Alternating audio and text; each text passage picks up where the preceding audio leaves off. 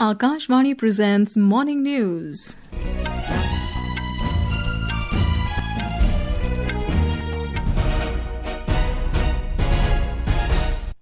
Good morning. I am Saira Mujtaba. The headlines.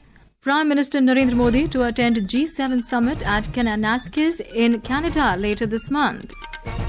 12 Naxalites with 1 crore rupee bounty surrender in presence of Maharashtra Chief Minister in Gadchiroli. India and 5 Central Asian countries express interest in joint exploration of rare earth and critical minerals. French aerospace major Dassault Aviation ties up with Tata to manufacture fuselage of Rafale fighters in Hyderabad for the first time outside France. Eid-ul-Azha is being celebrated in various parts of the country today. And in French Open tennis, Aryna Sabalenka to lock horns with Coco Gauffin in women's singles title clash this evening. And now the news in detail. Prime Minister Narendra Modi will attend the G7 summit at Kananaskis in Canada later this month. Mr. Modi yesterday received an invitation call from Canadian Prime Minister Mark Carney. In a social media post, Prime Minister Modi congratulated Mr. Carney on his recent election victory and thanked him for the invitation to the G7 summit. Mr. Modi added that India and Canada will work together with renewed vigour, guided by mutual respect and shared interests, as vibrant democracies bound by deep people-to-people ties. The Prime Minister said that he looks forward to meeting the Canadian Prime Minister at the summit. The Group of 7 summit will be held at Kananaskis in the Canadian province of Alberta from the 15th to the 17th of this month. Talking to reporters in Ottawa, Prime Minister Carney said the G7 summit will focus on forging partnerships with emerging and developing nations. He said India should be at the table as the country is one of the largest economies in the world and plays a key role in global supply chains. There are certain countries that should be at the table for those discussions, and in my capacity as G7 chair, in consultation with others, some others, make those determinations. India, the 5th largest economy in the world, effectively the most populous country in the world, central to a number of those supply chains. I extended the invitation to Prime Minister Modi. He has accepted. Prime Minister Narendra Modi has said the mega infrastructure projects inaugurated yesterday mark a turning point in the development journey of Jammu and Kashmir. The Prime Minister launched multiple development projects worth over 46,000 crore rupees in the Union Territory. These are Chenab Bridge and Anji Khad Bridge in Katra, Udhampur-Srinagar-Baramulla Rail Line Project, 2 Vande Bharat trains, and foundation stone laying of a new medical college in Jammu. Highlighting that the state-of-the-art Chenab Bridge will improve connectivity between Jammu and Srinagar, the Prime Minister said the Udhampur-Srinagar-Baramulla Rail Line project is a symbol of a new, empowered Jammu and Kashmir and a resounding proclamation of India's growing strength. Kashmir से कन्याकुमारी ये अब railway network के लिए भी हकीकत बन गया है। उधमपुर, श्रीनगर, बारामूला ये रेल लाइन प्रोजेक्ट ये सिर्फ नाम नहीं है, ये जम्मू कश्मीर के नए सामर्थ्य की पहचान है। India has undergone a decade of remarkable transformation driven by the principles of Seva, Sushasan and Garib Kalyan. Akashvani News brings you a special feature on the government's efforts over the last 11 years across key sectors. Today, we focus on global leadership and clean energy.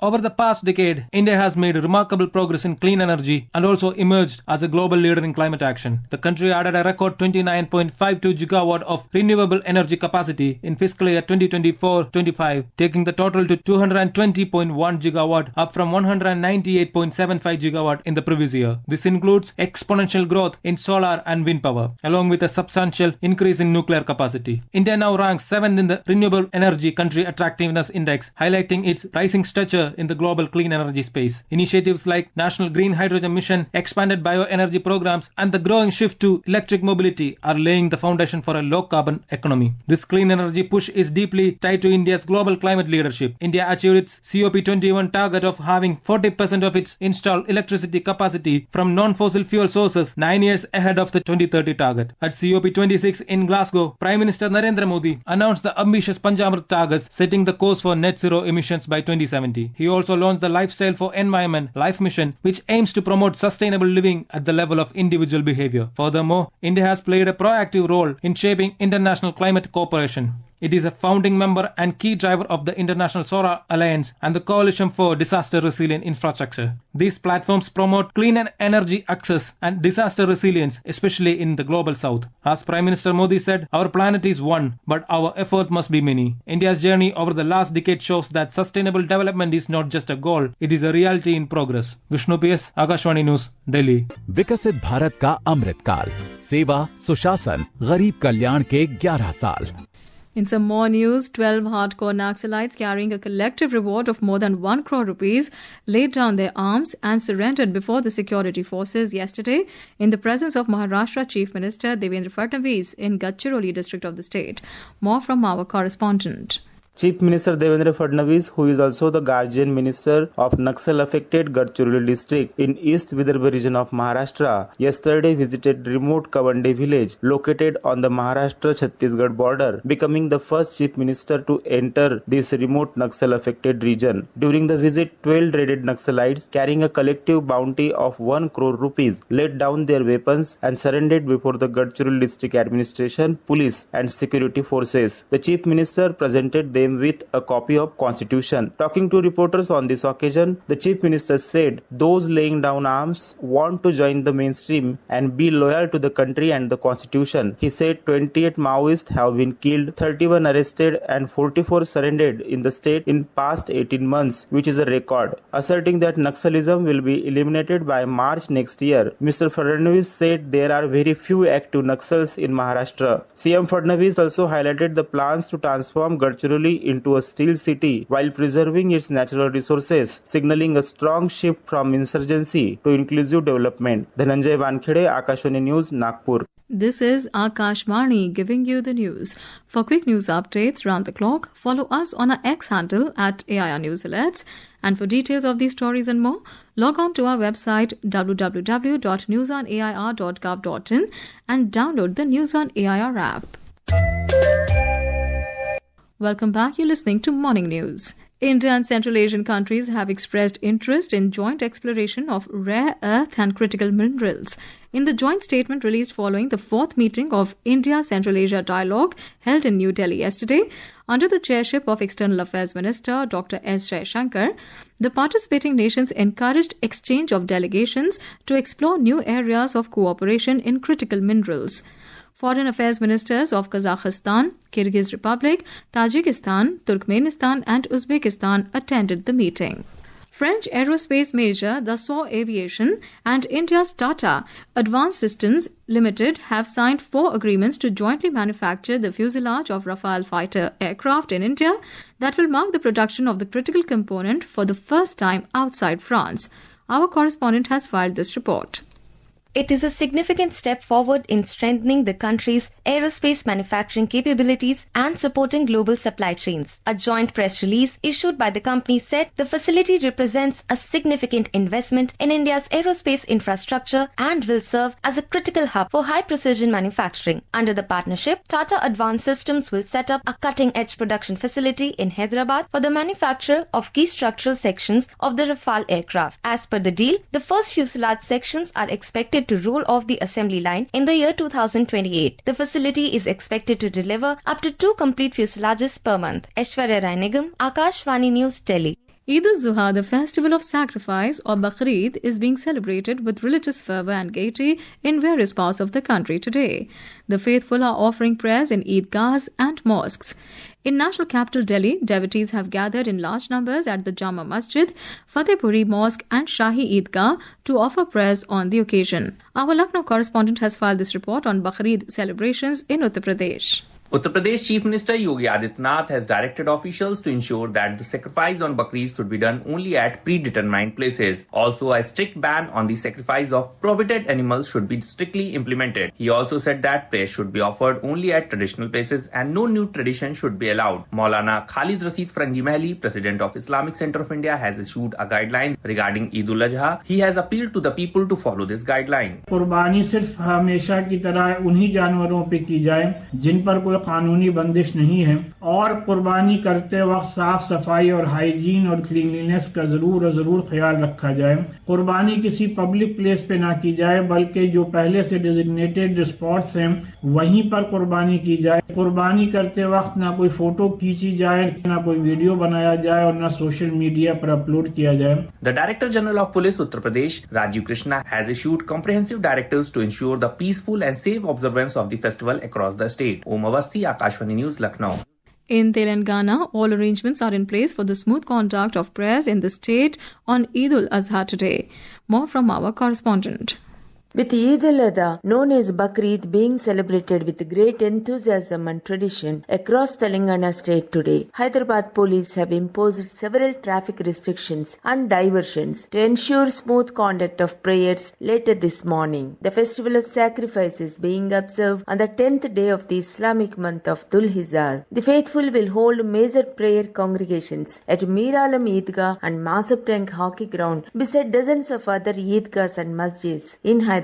Special takbir prayers are being held wherein verses from the Quran are being recited in communion. As part of the rituals of Bakri, many offer kurbani of cattle to echo Ibrahim's sacrifice and also distribute portions of meat to the poor and needy. State Governor Jishnudev Verma and Chief Minister A. Revanth Reddy, besides eminent personalities, extended greetings to the people on the occasion. Lakshmi, Hyderabad. Moving on to the world of sports. In French Open tennis, top seed Aryna Sabalenka will lock horns with world number 2 Coco Gauffin in the women's singles title clash this evening. More from our sports desk. Sabalenka of Belarus reached the final, beating Polish player and 5th seed Iga Swiatek, while the American Gauffin defeated unseeded Lois Boisson of France in the semi-finals. Meanwhile, in the men's singles, world number 1 Jannik Sinner has set up title clash with 2nd seed Carlos Alcaraz. Next we have from chess, where Grandmaster Magnus Carlsen clinched his 7th Norway chess title in Stavanger. The 5-time world champion secured the crown after a dramatic final round where American Grandmaster Fabiano Caruana defeated star Indian chess player D. Gukesh to grab 3 full points. Moreover, star Indian spin bowler Piyush Chawla has officially retired from all forms of cricket. The 36-year-old played 3 tests, 25 ODIs and 7 T20Is in his 20-year-long professional career, with his last appearance for India coming back in 2012 at the T20 World Cup in Sri Lanka. With Ritu Srivastav, Chirag Jha, Sports Desk. The India Meteorological Department (IMD) has forecast heavy rainfall over central Maharashtra, Marathwada, Nagaland, Manipur, Mizoram and Tripura today. And now for a look at today's newspapers, it's over to Shagun Chopra. Thank you, Saira. Modi opens key Jammu and Kashmir rail link, targets Pakistan, writes Hindustan Times, while the Asian Age quotes the Prime Minister in its headline, Operation Sindoor will always remind Pakistan of humiliating defeat. In another story, the Pioneer writes, Pakistan pleads Indus Treaty be reinstated. The Hindu writes, Bengaluru stampede RCB official, 3 others held, remanded in 14-day judicial custody. All dailies have widely noticed RBI cutting down repo rate. The Tribune headlines, RBI cuts repo rate by 50 basis points, loans set to get cheaper. Trump-Musk public feud escalates, writes the Pioneer, while the Indian Express headlines, Trump-Musk relationship flames out publicly. And finally, the Hindu business line writes, in race for rare earth magnets, India hastens to break free from China's grip. And with that, it's back to you, Saira. Thanks, Shagun. And now before we end the bulletin, the headlines once again. Prime Minister Narendra Modi to attend G7 summit at Kananaskis in Canada later this month. 12 Naxalites with 1 crore rupee bounty surrender in presence of Maharashtra Chief Minister in Gadchiroli. India and 5 Central Asian countries express interest in joint exploration of rare earth and critical minerals.